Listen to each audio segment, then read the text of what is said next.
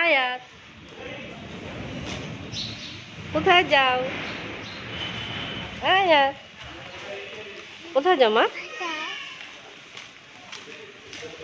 আয়াত যাচ্ছে কোথায়?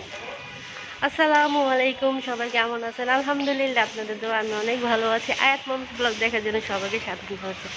আজকে আমি যাচ্ছি আয়াতের ফুপির বাসায়। না আয়াত, আয়াত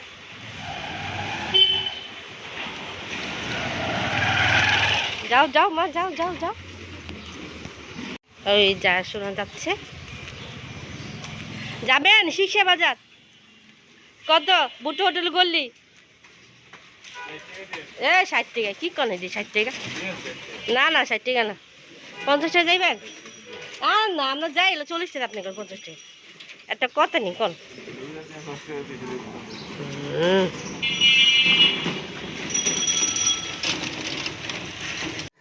বাসাতে তো বের হয়ে গেলাম, বলা তো হলো না আসলে কোথায় যাচ্ছি। যাচ্ছি হলো আয়াতের ফুপ্পির বাসায়, আয়াতের ছোটো ফুপ্পির বাসায়। তবে আয়াতের ছোটো ফুপ্পির বাসা থেকে যাব আয়াতের দাদির বাসায়, মানে আয়াতের বাবার ফুপ্পির বাসায়, মানে সেখানে যাব। আয়াতের দাদি কিন্তু নাই, আয়াতের দাদি মারা গেছে আরও কয়েক বছর আগে, আল্লাহ পাক নিয়ে গেছে। তবে এটা কিন্তু আয়াতের বাবার ফুপ্পির বাড়িতে যেতেছি, সে হলো অসুস্থ, এই জন্য সেখানে যাব। তো আয়াতের ফুপ্পির বাসার সামনে যে সেই ফুপ্পির বাসা, মানে আমাদের ফুপ্পির বাসা, এই আয়াতের তো দাদি লাগে। তো সেখানে যাচ্ছি। তো রোজার দিন যেহেতু সকাল সকাল যেতে হবে।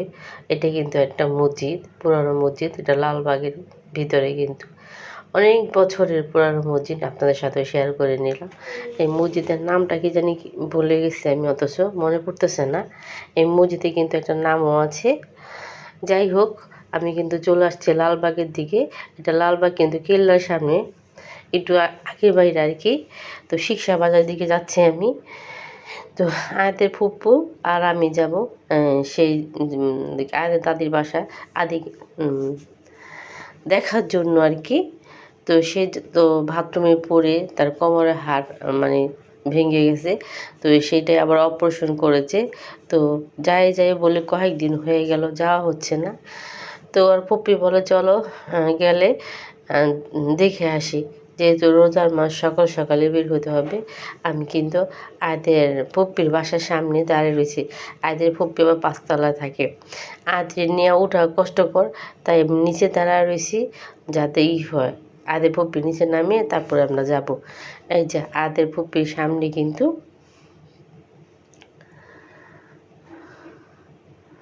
আমরা মানে পাশাপাশি বাড়ি, তো একটু হেঁটেই যাচ্ছি। আয়াতে পপ্পি হলো সামনে আর আমি হলো পিছনে। যেহেতু আয়াতে হাঁটাহাঁটি করে আস্তে আস্তে হাঁটাহাঁটি করতে বলে একেবারে আস্তে আস্তে হাঁটে, ছোটো বাচ্চা আমার। তারপর মাশাআল্লাহ অনেকখানি হাঁটছি, যেহেতু এতটুকু জায়গা থেকে হেঁটে আসতে পারছি, এটাই অনেক বেশি। এটা কিন্তু আমলিগুলা বালির মাঠ, আমরা এইখানে আসি এই মাঠে। রিস্কাওয়ালা বললেই এই মাঠের সামনে নিয়ে আসে যে যাবেন ভাই আমলিগুলা বালির মাঠ, তখন এই যে আমলিগুলা বালির মাঠ এখানে নিয়ে আসে। সবাইকে অনেক অনেক ধন্যবাদ। আসসালামু আলাইকুম, আল্লাহ হাফেজ।